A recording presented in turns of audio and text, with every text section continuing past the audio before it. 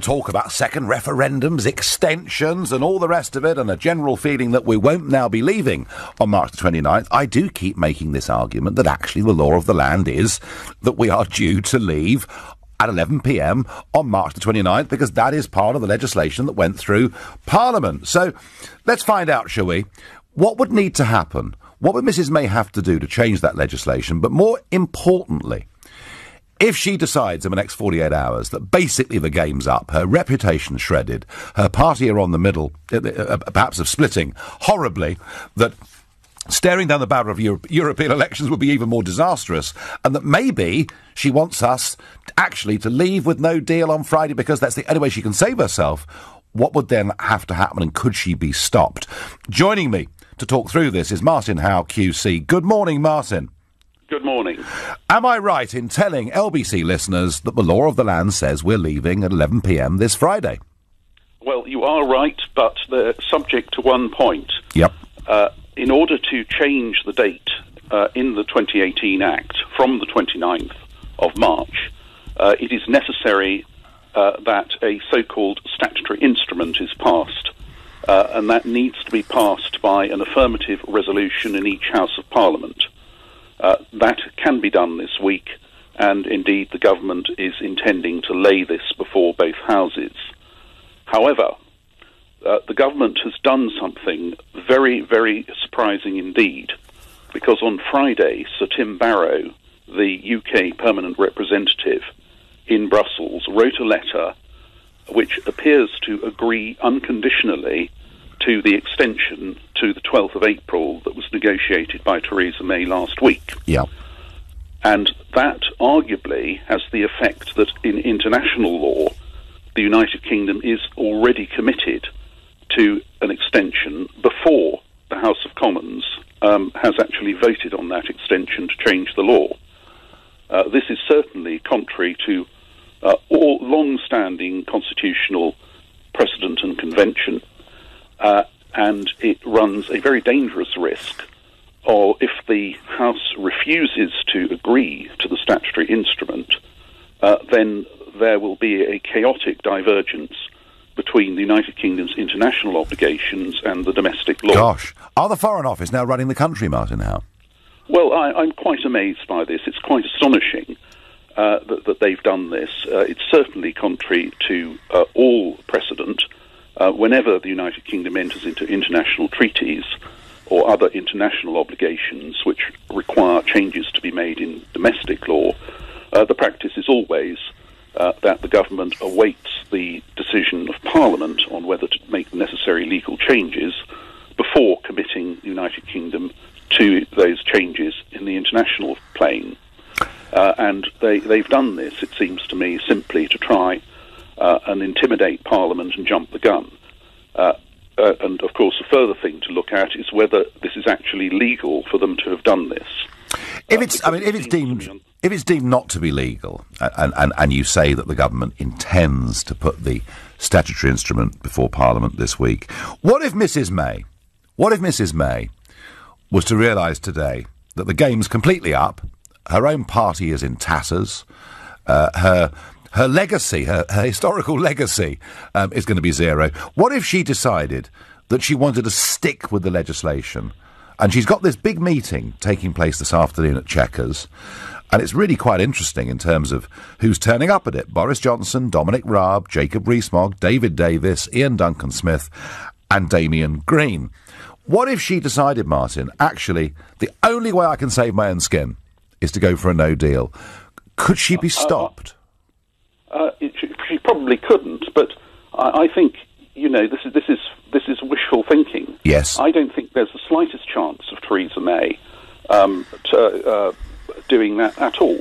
She's said hundreds of times that no deal is better than a bad deal. Yep. And it's clear every single time she's said that, she has been completely insincere and never willing actually to carry through on it. So yes. I suspect this meeting is simply an attempt, yet another attempt, to persuade them to push her terrible deal through by threatening them all with something worse, like a long Article 50 extension or no Brexit. Is it possible, and Martin, you know many of these people well, Is it possible that the Jacob Rees-Moggs of this world look at the crisis we're in and decide, you know what, her deal's absolutely awful, but maybe better that than years of uncertainty? Is it possible that she can overturn, a loss of 149 votes last time round? No, well, I can't see any prospect of her overturning enough of them. The problem is that her deal is actually creates years of uncertainty. It makes it certain that we will have at least 2 years of turmoil-filled negotiation for the future deal, and that will be done against a background where we've given away almost all our negotiating cards and where we're threatened with dropping into the backstop if we don't do the deal the EU wants. So I'm afraid her deal, I've said this before, but her deal is much, much worse than an Article 50 extension, because we will be subject to the European Union's laws with no vote under her deal. If we have an Article 50 extension, at least we will still have a vote, and we won't be subject to the backstop, so we can actually negotiate much more strongly. I can say I'm very, very much against an Article 50 extension. That would be a betrayal of the referendum results, yes. But it is much better than her deal. OK, no, very, very interesting. And what would it mean in terms of money, do you think? I mean, her deal was a £39 billion package. Would it cost us more to stay in the European Union, or perhaps even less? No. Supposing we had a long Article 50 extension, 21 months, we would then pay into the EU budget as a member state during that period. Yep. And we'd actually be paying the same amount as under Theresa May's deal, because that period would be her so-called implementation period, which, as I've said, wouldn't be implementing anything, it would just be turmoil-filled negotiation. But the difference is that under the deal, we're then liable for another big chunk of long-term money, which we would not be liable for under an Article 50 extension. So we're better financially. OK, and so basically, if we have an extension and then a new Prime Minister who's somewhat more robust, could we press the reset button on the entire negotiation? Yes, we could, which we couldn't do with her deal, because her deal locks us out from certain options, like it locks us out completely from a free trade agreement, a Canada-style free trade agreement. It would mean a very big disaster for this country. Basically, Theresa May would have cost the country 2 years of time, effort and turmoil and achieved absolutely nothing. But I'm afraid it is better to scrap her deal, even if we have to face a long Article 50 extension, than to take her deal. Fascinating. Martin, thank you. Well, that was Martin Howe QC, who is a very well-known Eurosceptic, but actually making the argument that an extension is better than accepting her deal, her new treaty. Fascinating. And also making the point, this extraordinary behaviour by the Foreign Office representative in Brussels on Friday, preempting what Parliament may do and saying we're not leaving on the 29th of May.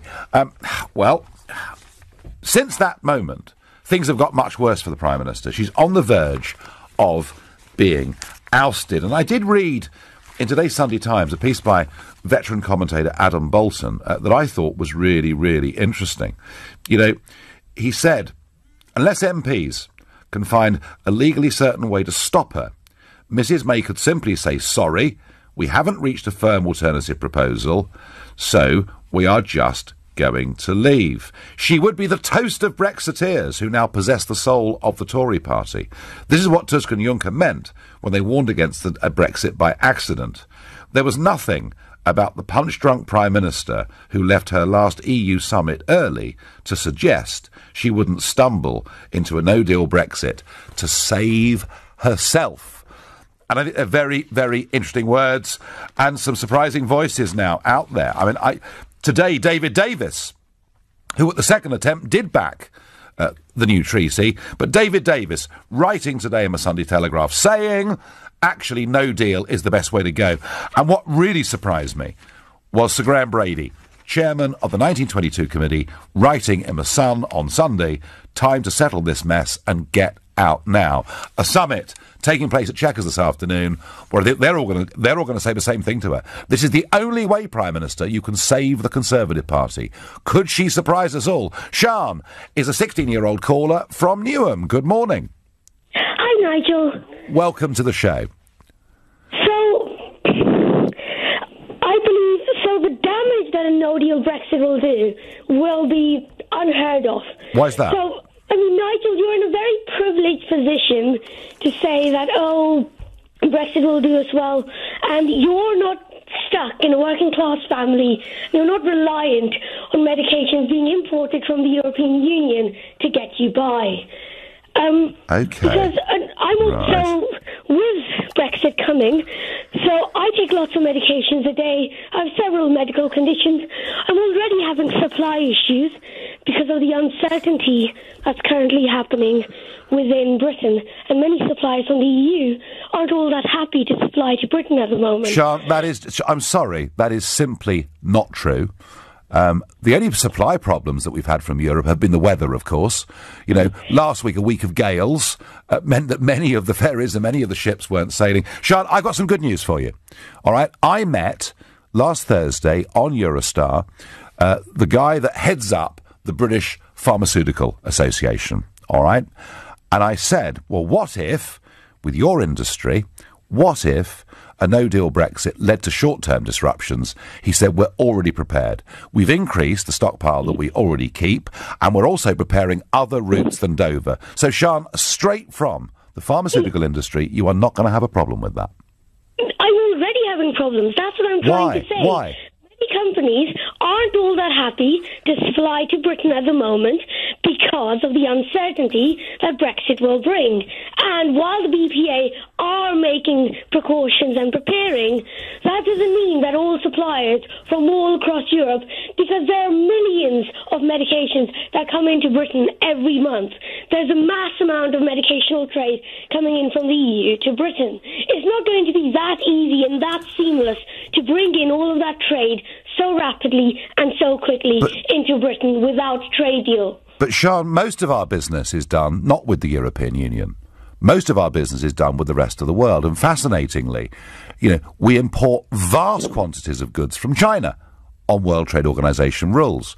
Similarly, we have a big trade with America on World Trade Organization rules. And I think, frankly, what's happening are some appalling scare stories. Trading as part of a trade bloc with the rest of the European Union. Yeah. That's how we've operated. To instantly go on one day, on the 29th of March, from trading in a trade bloc so easily, so seamlessly, by instantly, and without a plan, because Theresa May hasn't done all that well in planning.